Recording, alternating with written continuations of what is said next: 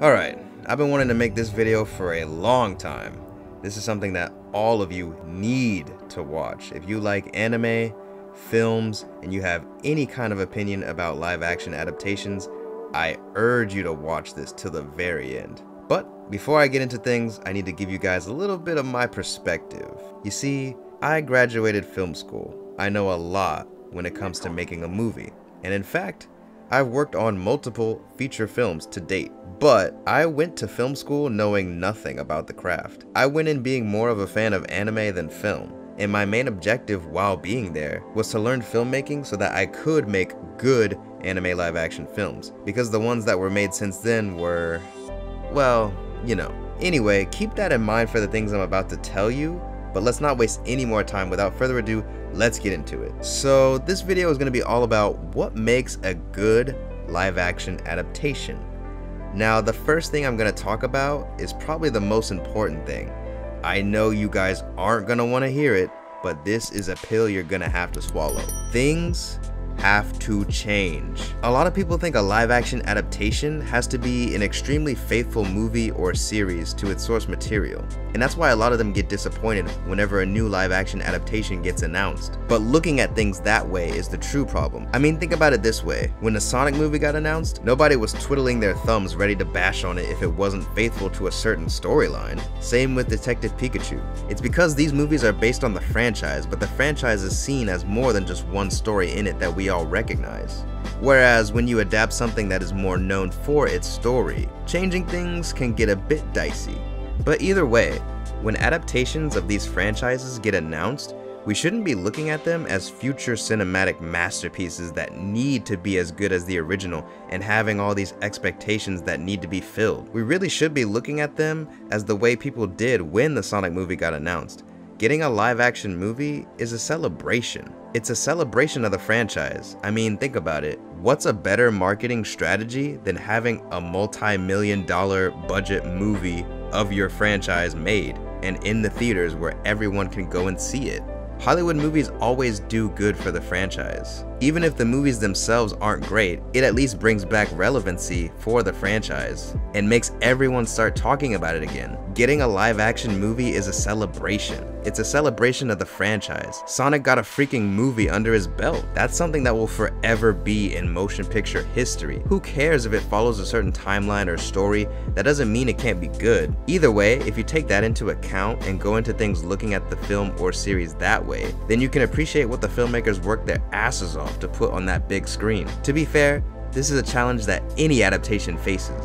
But whether you like it or not, when adapting a TV show, anime, manga, book, movie, whatever the case may be, the story has to change. Whether it be for time's sake or budget's sake, things will inevitably change, and that's not always a bad thing. Remember when everyone complained about the Attack on Titan manga and people said it gets so boring and it's all about politics once you finish what was already adapted in anime form when season 1 came out and read the manga past that? But when season 2 of the anime finally came out, they fixed all of that, speeding up the pacing for what everyone called boring material. That's just one example of how adaptations can actually help better the story. I mean, when you think about it, no story is perfect. That's why it's always funny to me when people say, oh no, they're gonna mess up the story, and it's like, well, the story wasn't good in the first place. You know, why should they stay faithful to something that could be better? Obviously, I use the term better very loosely since art is so subjective, but you get the picture. Another thing that you need to swallow as an audience member is that when it comes to adaptations, it's about delivering a new experience. For example, take the Death Note live action. People bash the Netflix movie, and yes, it is bad, but people just say it's bad because it's not scene for scene Death Note. For the people that want that authentic recreation, the faithful adaptation, you already have those films. The Japanese live action films are there, so go watch those. Of course, you won't watch them because they're foreign films, even though anime is also foreign, whatever. If you don't watch those films and complain that these Hollywood interpretations aren't authentic enough to the source material like those films, then you're being hypocritical. That's why most of the time when people talk trash about these anime live action films, it's so stupid. They don't know anything. This is also why I've never been on the side of whitewashing or Asian washing. I want the best actor or actress to play the role of the character. That's all there is to it. A lot of times I think of like Dragon Ball and live action, you know, like Goku. Goku is buff. He's got muscles. Like, you know, do you think there's a lot of Japanese men that have Goku's body? I mean, I don't think so. Not to say there isn't, but again, it's just something that makes the whole Asian washing and whitewashing thing kind of irrelevant, you know, like whatever. When you think of the word adaptation, it means to adapt a story into a different media. Keyword, adapt. Think about it like this. A fish is fine when it's breathing in water. You take a fish out of water and put it in something else. Let's say it was in the Pacific Ocean. Now let's put it in the Atlantic Ocean. Is it gonna sink or swim? Will it survive or will it be hated by everyone and everything around it? Will it fit in? Think of this analogy when we talk about adaptation. When we talk about adapting an anime for a Western live action audience, we are essentially taking an anime story and putting it into a Western setting. That's where changes come in, then making it work for an audience that isn't as open-minded to other countries' cultures. Because believe it or not, there are people, a lot of people, that don't like anime. What? I know, right? Crazy. Blasphemy. But it's true. And get this, a lot of those people like films. To me, that's even more crazy because anime has some of the most iconic movies and masterpieces under its belt with, like, you know, Studio Ghibli classics and other films like Perfect Blue and Paprika, which Western films have taken direct influence from. It's absurd that this division in people's brains can exist, but it does. But again, my main point is that, you know, a lot of people that watch movies don't like anime.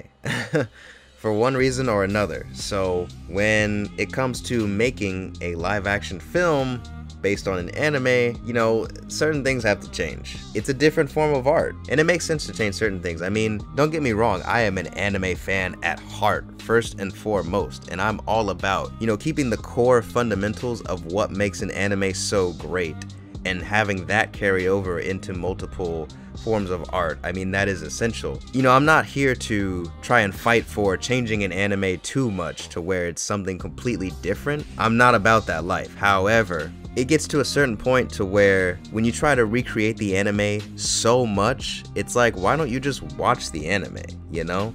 Like, if you try to create scene for scene this happening in the anime, it's just not gonna work because, like, if you're making a movie and you're trying to recreate this anime scene for scene, the anime is 12, 24 episodes, the movie is, you know, maybe an hour, 2 hours. It's just not meant to be in the same form of art, you know what I mean? And at that point, you might as well just watch the anime. Before we wrap up, another thing that, you know, it's kind of funny, right? Because a lot of people love to bash on these live action adaptations of anime and video games and whatnot, yet when you ask them, like, oh, how would you write the film or how would you do it, you know damn well their asses would make it worse.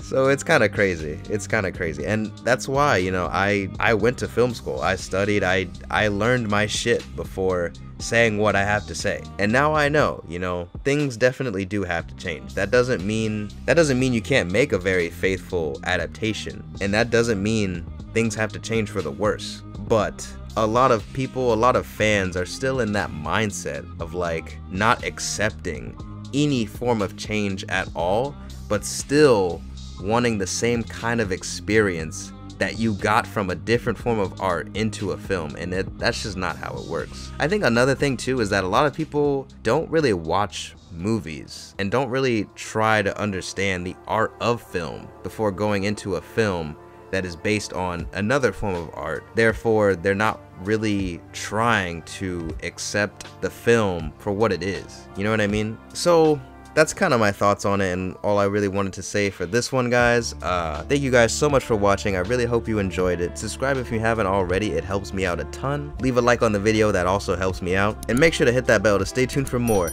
anime live action content. Until then, I'll see you guys in the next video.